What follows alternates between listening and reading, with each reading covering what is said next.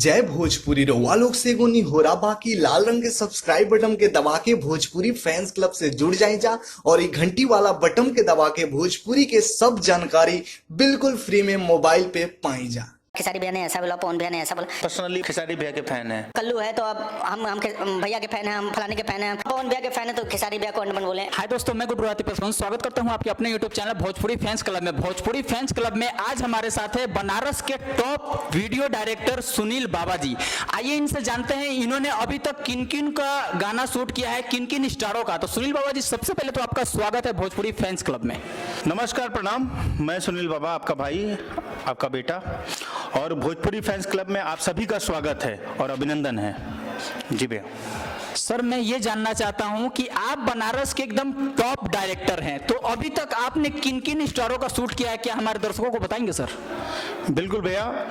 और अभी हमने शूट जो है, ऐसा कोई सिंगर, हमारे बड़े भाई, छोटे भाई, कोई ऐसा नहीं बचे हैं जिनका हमने शूट नहीं किया है।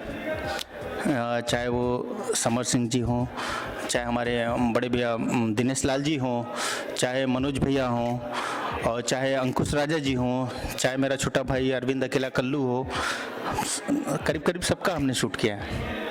तो सर, आपने जिनका जिनका नाम लिया है सर, वो सब एक स्टार हैं, तो आपको सबसे ज्यादा किसको, कौन से गाने को शूट करने में सबसे ज्यादा मजा आया, क्या हमारे दर्शकों को बताएंगे सर?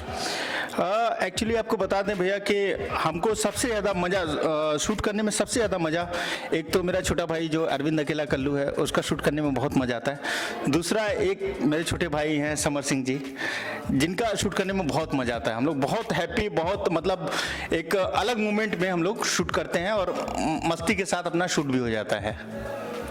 सर, जैसे कि आपने बताया कि अरविंद अकेला कल्लू जी का ही, तो अरविंद अकेला कल्लू जी के नाम से मुझे एक चीज याद आ रहा है सर, अभी 2-3 दिन पहले उनके ऊपर एक विवाद चल रहा है। अब आप ही इसमें मतलब ये एक समझिए कि एक तरह से ना सारा भोजपुरी इंडस्ट्री का लोग उनको कहते हैं कि उन्होंने ऐसा किया ऐसा किया। एक्चुअली देखिए, बात ये हुई थी कि स्टेज शो पे उन्होंने एक गाना गा दिया था, यादव जी की बेटी सपनवा में आती है। तो क्या ये चीज आप अरविंद अकेला कल्लू जी को पर्सनली जानते हैं, तो क्या ये चीज उन्होंने जानबूझ के गाया था या गलती से अब सब निकल गया?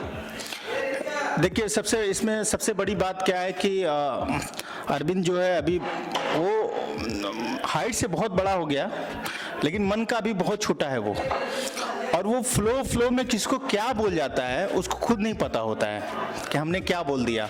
लेकिन उसने फ्लो में यादव जी के लिए बोला, और उसने फिर नेक्स्ट डे सॉरी भी मांगा, सबसे माफ़ी भी मांगा कि हमारे मुंह से ऐसा अब शब्द निकल गया।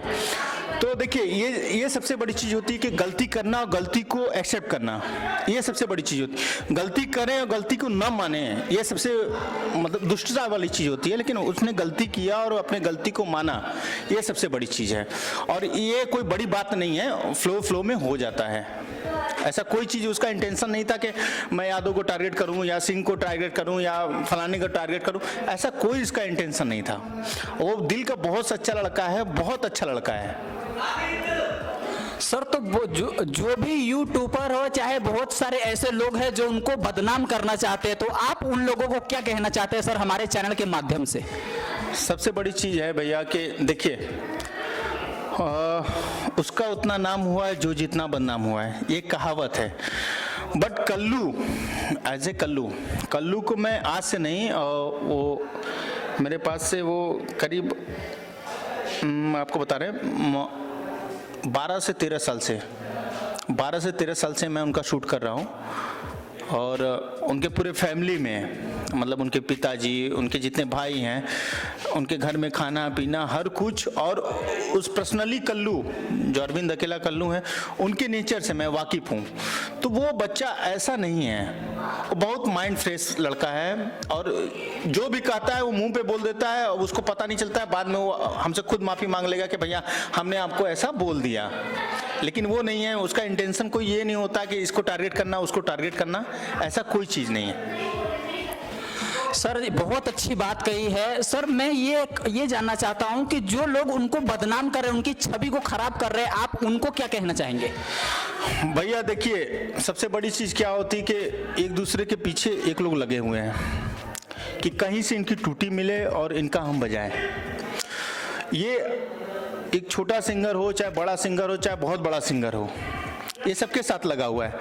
लेकिन मैं यही चाहता हूं कि भैया देखिए, इससे कोई फायदा नहीं है। सबसे बड़ी चीज कि आपके घर का बच्चा है, आपके देश का बच्चा है, आपके गांव का बच्चा है, तो उसको जो भी गलतियां हो उसको माफी करिए, उसको टारगेट मत करिए, टॉलरेट मत करिए, एक इशू मत बनाइए उसका कि ये नहीं, ये हो गया, वो हो गया। ये सब गंदी चीजें हैं भैया। इसको मतलब लोग इसको बढ़ा चढ़ा के करते हैं कि नहीं अब कल्लू है तो अब हम भैया के फैन हैं, हम फलाने के फैन हैं, हम ऐसे बोल दिया वैसे बोल, ये सब कुछ नहीं। भोजपुरी जो है हमारा परिवार है, और इस परिवार के हम एक बच्चे हैं, एक सदस्य हैं, और ये पूरा भोजपुरी समाज जो है वो हमारा परिवार है, और कहीं ना कहीं कल्लू भी उस परिवार का एक सदस्य है। तो घर में जो चीज़ होनी चाहिए वो बाहर नहीं जानी चाहिए। सबसे बड़ी चीज़ है कि घर में जो चीज़ होनी चाहिए वो बाहर नहीं जानी चाहिए, और बाहर हो भी जाती है तो घर वालों को उसको अंडरस्टूड करना चाहिए कि नहीं ठीक है यार, ये छोटा है, ये बड़ा है, ये है, अंडरस्टैंड। इससे क्या है ना कि बाहर वालों को मजा लेने के लिए एक मौका मिल जाता है कि नहीं कल्लू ने ऐसा बोला, दिनेश जी ने ऐसा बोला, खेसारी भैया ने ऐसा बोला, पवन भैया ने ऐसा बोला।